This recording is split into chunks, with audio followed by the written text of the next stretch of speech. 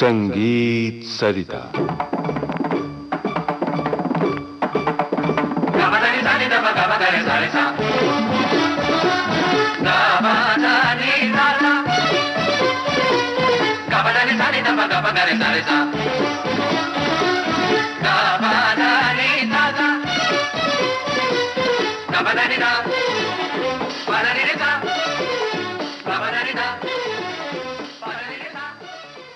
हमारे फिल्म संगीतकार और उनकी रचनाएं आज आप सुनेंगे इस श्रृंखला की दूसरी कड़ी। प्रस्तुत कर रहे हैं प्रसिद्ध बांसुरी वादक श्री हरिप्रसाद चौरसिया। संगीत सरिता के श्रोताओं, मेरा नमस्कार। मुझे मालूम है आप लोग मेरा इंतज़ार कर रहे होंगे, वो इसलिए कि मैं मदन जी के बारे में चर्चा कर रहा था, उनके गाने के बारे में चर्चा कर रहा था, उनके मेरे संबंध के बारे में चर्चा कर रहा था। और जब मैं घर वापस गया तो उन्हीं की धुन ने मुझे ऐसा बांध के रखा कि मुझे ऐसा लगा कि मैं आज फिर उनकी बातें करूं। और आज मैं ये कहना चाहूँगा कि मदन जी बाद में उनका एक ऐसा मेरे ऊपर प्यार बढ़ गया कि वो कहते थे कि आप हमारे हर गाने में आइए, चाहे बांसुरी की ज़रूरत हो या ना हो, लेकिन आप यहाँ पर हमारी रिकॉर्डिंग में रहा कीजिए। और मुझे भी बड़ा अच्छा लगता। मैं पहली बार जब मदन जी से मिला तो मदन जी की बातों से ऐसा लगा था कि उनको ठुमरी से बहुत ही लगाव था। मुझे कहने लगे कि देखो, मैं कभी कभी बेगम अख्तर को घर में बुलाता हूँ और बेगम अख्तर की ठुमरियाँ मुझे बहुत अच्छी लगती हैं, और उनका कार्यक्रम भी अपने घर में रखते थे। सारे उनके दोस्तों को और उनके जो कुछ संगीत निर्देशक दोस्त थे उनको भी बुलाया करते थे और सुना करते थे और उनकी रिकॉर्डिंग किया करते थे।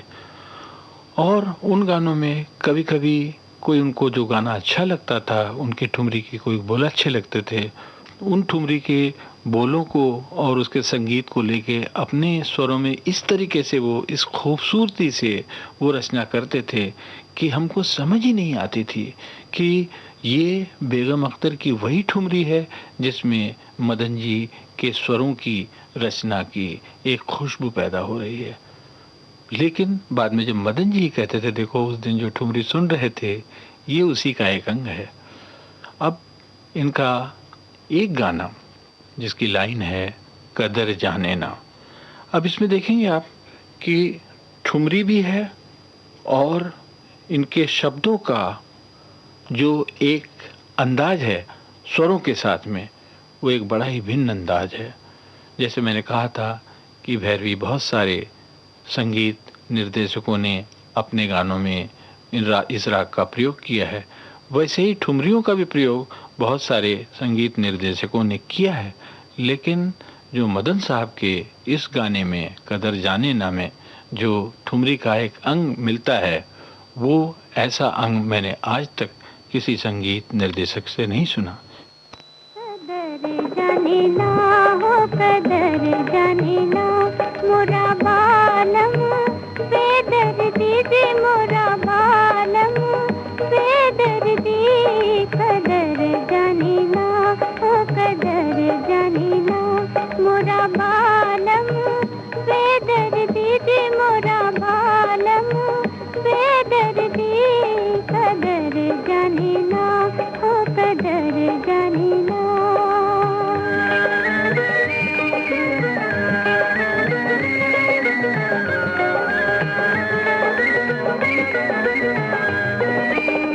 लाख जतन करूं बात न माने दे, बात न माने मेरा दर्द न जाने।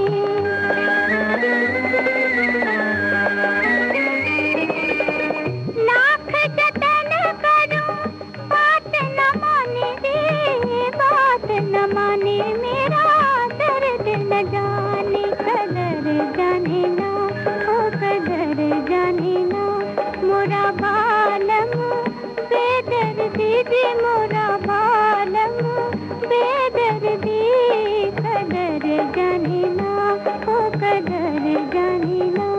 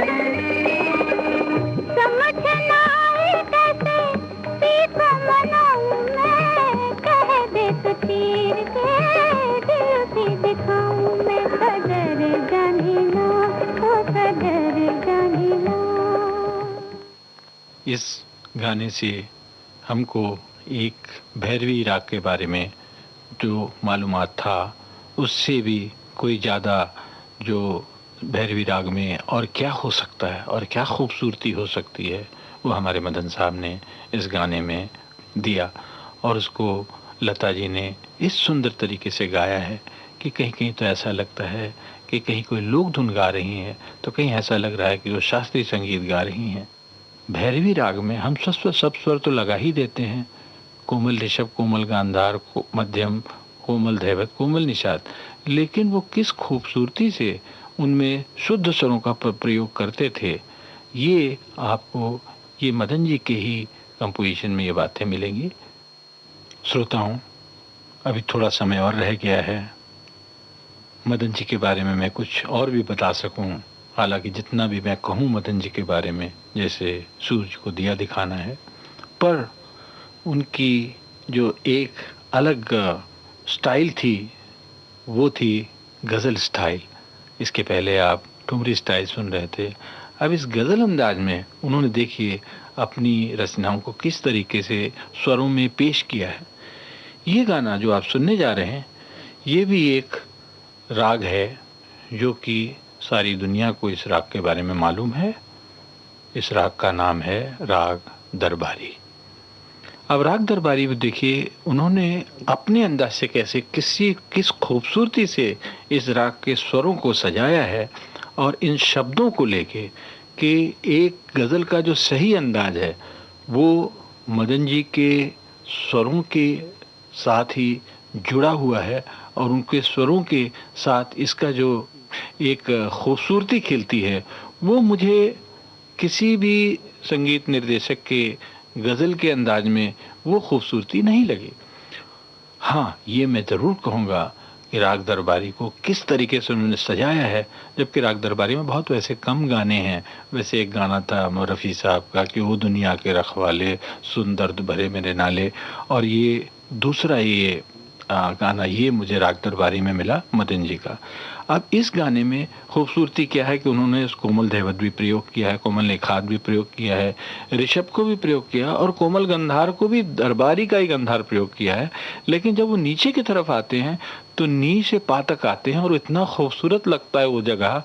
सा नी पा, सा नी धापा नहीं कह, उन्होंने सा नी पा कहा। वाह वाह मदन जी, क्या सोचा करते थे वो स्वरों को सजाने में, वो कितना उसके बारे में सोचा करते थे। वो आपको ये गाना आप सुनेंगे तो आपको अंदाज होगा कि राग दरबारी के स्वरों को किस तरीके से सजाया। तो लीजिए सुनिए ये राग दरबारी में गाना जो कि लता मंगेशकर की आवाज में है।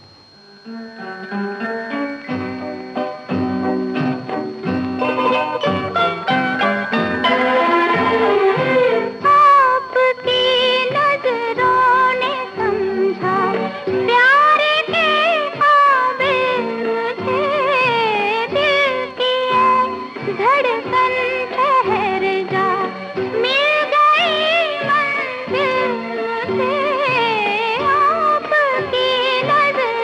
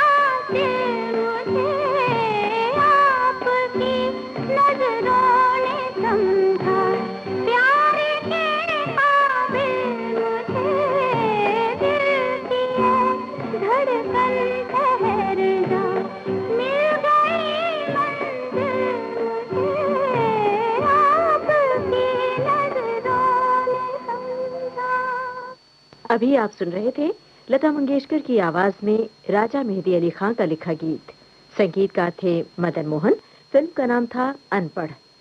हमारे फिल्म संगीतकार और उनकी रचनाएं, अभी आप सुन रहे थे इस श्रृंखला की दूसरी कड़ी।